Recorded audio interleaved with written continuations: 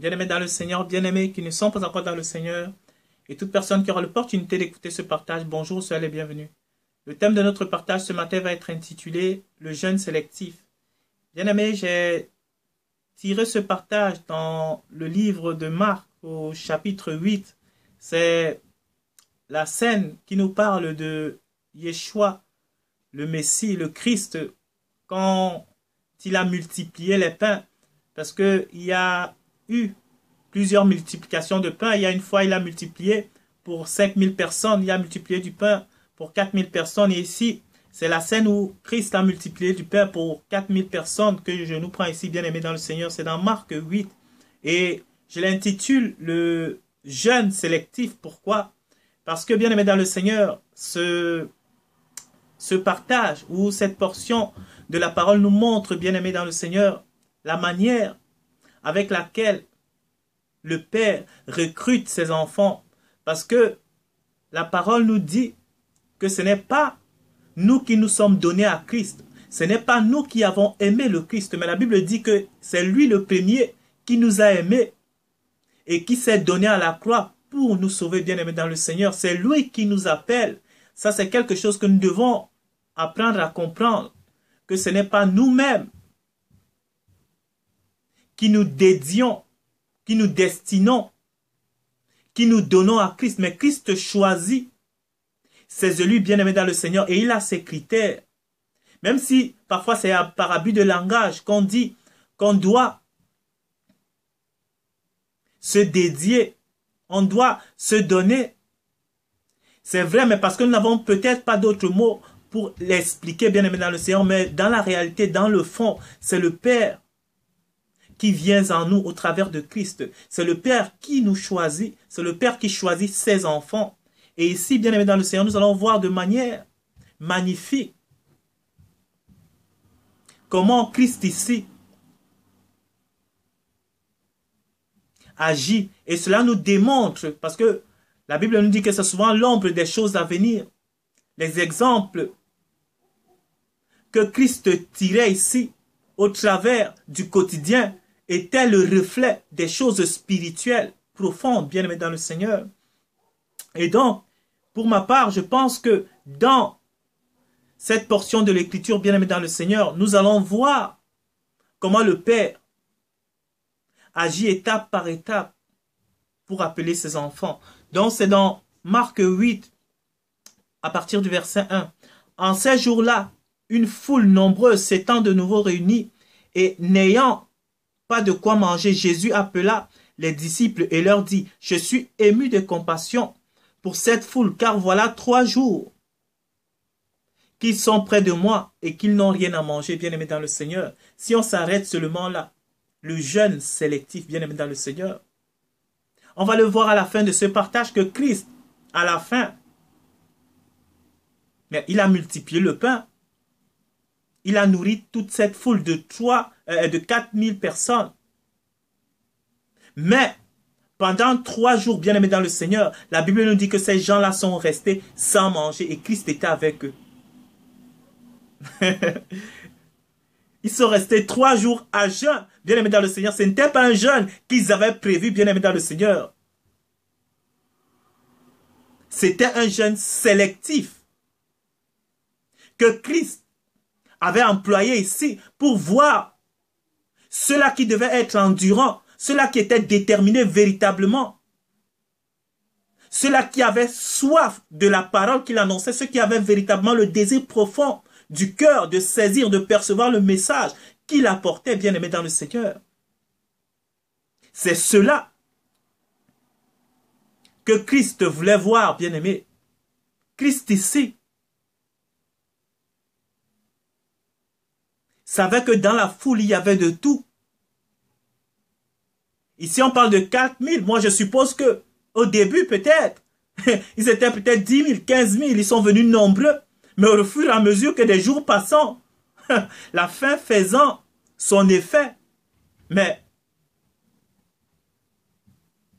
beaucoup ont pris leurs pieds et sont repartis chez eux. Beaucoup ont retourné le dos et ils sont repartis, bien-aimés dans le Seigneur.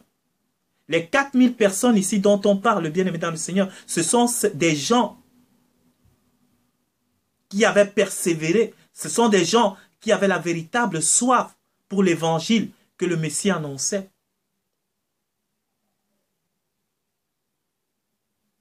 Christ les a fait faire un jeûne forcé pour dévoiler ici les motifs profonds de leur cœur. C'est de ça qu'il s'agissait, bien aimé dans le Seigneur. Le jeûne sélectif. Et dans toute étape, dans la marche, quand le Père appelle, bien aimé dans le Seigneur, ses élus, quand le Père appelle ses enfants, bien aimés dans le Seigneur, il les fait toujours passer par cette étape-ci de jeûne, par cette étape de difficulté. Il fait d'abord sortir de leur confort, il les fait sortir de leur milieu où ils sont pour les faire partir dans une marche, bien aimé dans le Seigneur. Dieu a agi ainsi avec tous ses enfants. D'Abraham jusqu'au dernier. Il les faisait sortir de leur nature charnelle. Et cela ne se passait pas sans dépouillement total d'eux-mêmes, bien aimés dans le Seigneur.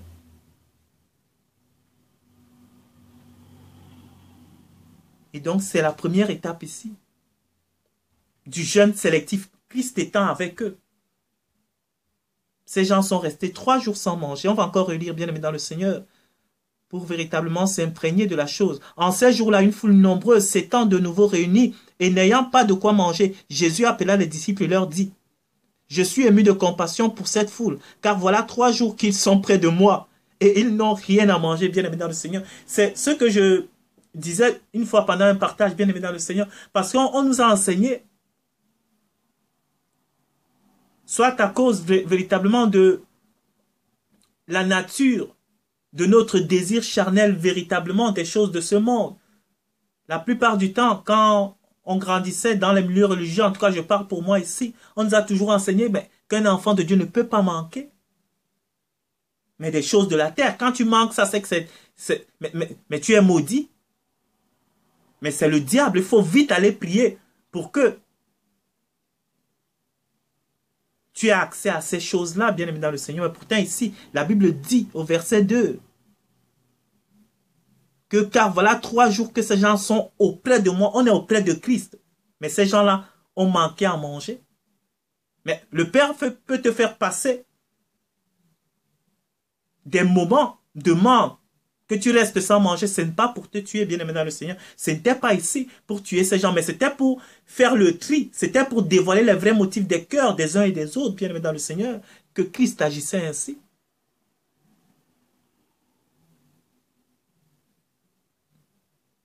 Et une fois maintenant, on va voir, quand le tri a été fait, quand le dépouillement de cette nature charnel commence à s'opérer, donc une fois ici, que les véritables désirs profonds de quelqu'un sont dévoilés et que le Père trouve que mon fils, ma fille, est véritablement déterminé à me suivre, bien-aimé dans le Seigneur. Parce que son cœur a témoigné pour lui, son cœur a témoigné pour elle, qu'elle m'aime véritablement, qu'il m'aime véritablement, bien-aimé dans le Seigneur. Qu'est-ce qui se passe? La Bible dit au verset 3, « Si je les renvoie chez eux à jeun, les forces leur manqueront en chemin, car quelques-uns d'entre eux sont venus de loin. » Ses disciples lui répondirent, « Comment pourra-t-on les rassasier de pain ici, dans un lieu désert ?» Jésus leur demanda, « Combien avez-vous de pain ?» Il leur répondit, « 7, répondirent-ils. Alors, il fit asseoir la foule par terre, et il prit les 7 pains. Après avoir rendu grâce, il les rompit et les donna à ses disciples pour en distribuer. Et ils distribuèrent à la foule. Pardon. Ils avaient encore quelques petits poissons, et Jésus, ayant rendu grâce, fit aussi distribuer les poissons. Ils en mangèrent et furent tous rassasiés, et l'on emporta 7 corbeilles pleines de morceaux qui restaient. Ils étaient environ 4000. Bien-aimés dans le Seigneur, la deuxième étape, quand nous nous sommes dévoilés, quand les motifs de nos cœurs nous sont dévoilés par le Père, on reconnaît que, oh Seigneur, je suis méchant, j'ai compris, je pensais que je t'aimais véritablement. Mais me voici face à la situation, face à l'événement, face aux circonstances. Et je découvre que je suis nu. Je découvre que je suis faible. Je découvre que je n'ai pas de force. Aie pitié de moi, Seigneur. Je découvre que je ne suis pas le centre du monde. Je ne suis pas le roi du monde. Je découvre que sans toi, je ne suis rien, Père. Viens à mon secours. Une fois que l'état de notre cœur est dévoilé ainsi, le Père vient maintenant nous dire, oui, mon fils,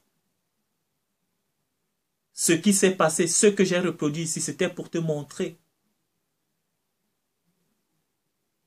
que croyant être vêtu, tu étais nu. C'était pour te montrer que croyant être fort, tu étais faible. C'était pour te montrer que croyant être rempli de vertu, mais tu n'étais rempli que de puanteur, de laideur. Maintenant que tu cries à moi, je viens te remplir. Comme le Christ ici a pourvu du pain pour cette foule bien-aimée dans le Seigneur. Donc une fois que le Père a choisi ses élus, il les remplit, bien-aimés dans le Seigneur. Il leur donne ses capacités, il leur donne ses attributs, il leur donne son esprit, sa force, sa puissance, son énergie. Il leur donne son nom, afin qu'ils soient capables maintenant de porter son identité et que le monde puisse voir l'Éternel au travers de ces élus-là, bien-aimés dans le Seigneur, dont le Père les remplit ici. Ces gens-là, Christ leur a donné à manger. Après 3 jours de jeûne, après avoir fait la sélection, après avoir épuré, après que beaucoup aient tourné le dos, beaucoup soient partis, ceux qui sont restés, le Père les a remplis. Et à la fin maintenant, au verset 9, la Bible dit qu'ils étaient environ 4000. Ensuite, Jésus les renvoya. Donc une fois que tu es rempli, le Père maintenant t'envoie. Une fois que tu deviens véritablement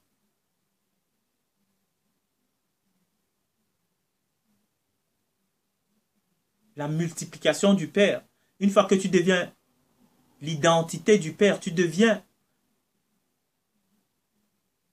le miroir du Père, bien-aimé dans le Seigneur, il t'envoie auprès de ceux-là, afin que tu puisses racheter avec lui, bien-aimé dans le Seigneur, parce que Dieu est un Dieu de collaboration. Il collabore avec l'humain pour que l'humain, par la force qu'il lui donne, puisse racheter les autres humains. C'est comme ça que le Père agit. Si c'était des anges, si c'était des extraterrestres, si c'était des animaux qui agissaient de la sorte, bien-aimé dans le Seigneur, l'humain ne pourrait pas se reconnaître. C'était un extraterrestre qui venait prêcher l'évangile, ou je ne sais pas, un dauphin, une baleine qui venait prêcher l'évangile, mais on ne devait pas se reconnaître dans ça. C'était même un ange descendant du ciel. Pourquoi? Le Père a des anges à sa disposition. À chaque fois quand le Père envoyait ses anges, c'était généralement pour un de ses prophètes, pour que le prophète aille lui maintenant, parce que le prophète représente le Dieu au milieu du peuple, parce qu'il est humain. Le Père pourrait utiliser les anges aussi, mais non, il utilise des humains, parce qu'on se reconnaît dans la faiblesse de l'humain, on se reconnaît dans la parole, le langage de l'humain, on se reconnaît dans tout ce qui est humain, bien aimé dans le Seigneur. C'est pourquoi le Père envoie ceux-là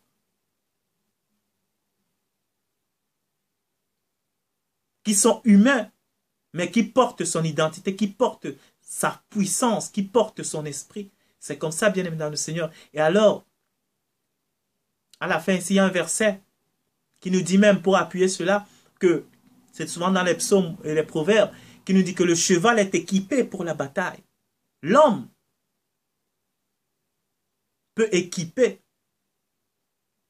ou peut s'équiper dans ce monde de beaucoup de vertus, de beaucoup de connaissances, selon le monde, de beaucoup de vertus, la politesse, la gentillesse, selon le monde. On peut s'équiper du savoir-vivre, selon le monde, on peut s'équiper des richesses, des bénédictions de ce monde charnel.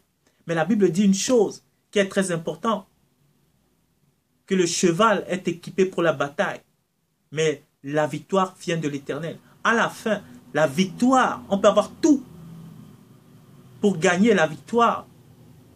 Mais celui qui donne la victoire, c'est l'Éternel, bien-aimé dans le Seigneur.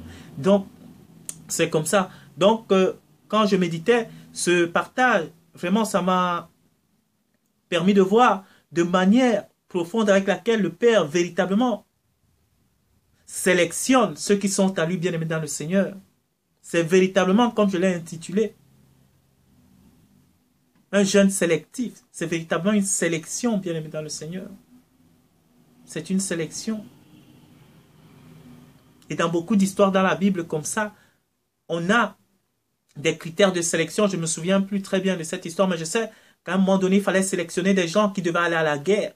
Et le Père les a sélectionnés par rapport à leur manière de boire sur un étang ou sur un cours d'eau. Bien aimé dans le Seigneur, le Père sélectionnait. Il savait que ceux-là qui buvaient d'une certaine manière n'étaient pas véritablement prêts. Il a dit, rentrez chez vous, repartez chez vous. Comme ceux qui, au début du jeûne ici, je le suppose, étaient nombreux, sont repartis. Et que les 4000 sont restés. Il les a dit, repartez chez vous. Mais ceux-là qui ont bu d'une certaine manière aussi, ben, le Père a vu qu'il était prêt. Il n'était même pas nombreux, c'était beaucoup moins nombreux que ceux qu'on a renvoyés à la maison. Je crois qu'ils étaient 300 ou quelque chose comme ça qui étaient restés pour aller au combat. Alors qu'il y avait près d'un millier ou des milliers qu'on avait renvoyés à la maison. Donc c'est ainsi, bien aimé dans le Seigneur. Le jeûne sélectif. Le jeûne ici, c'est vraiment cette partie-là, même si ça explique vraiment tout, mais cette partie-là, ça m'a fait un peu rire au matin quand je méditais. Je me dis, mais Seigneur, comment tu peux laisser les gens à jeûne comme ça? Si on avait vraiment la profondeur pour le comprendre, comment est-ce que les gens savent que toi, depuis 3 jours, tu les laisses sans manger? C'est pas dans notre quotidien aujourd'hui, quand je lis ce genre de versets, bien aimé dans le Seigneur, ça me rappelle toujours l'évangile qu'on nous prêchait il y a 5, il y a 10